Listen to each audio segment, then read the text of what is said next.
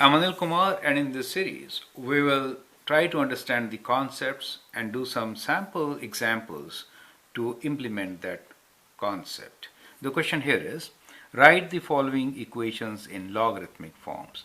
We are given two different equations and both of them are in exponential forms. Now, logarithmic form is inverse of exponential form, and you can actually write them as, let me give you the background. If x equals to a to the power of y, for example, that is an exponential form, the logarithmic form could be y equals to log ax. Now here, when we say exponential functions, we know a is the base, correct? That is the base. And y is the exponent.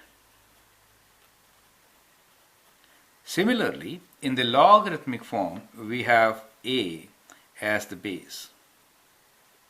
And this component y, which is the exponent, goes here. So that is how it is.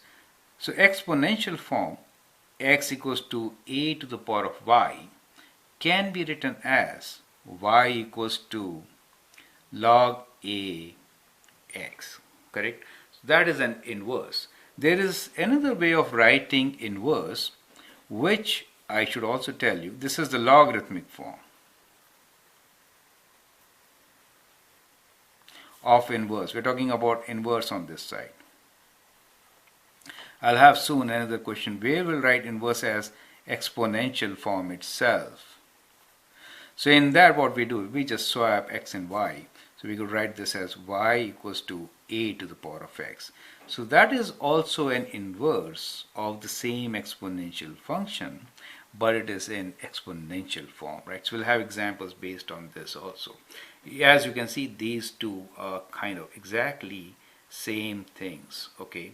But this is the logarithmic form which we are going to write here in this particular example. Now, given that, I think you can now pause the video and answer the question. That's the whole idea, right?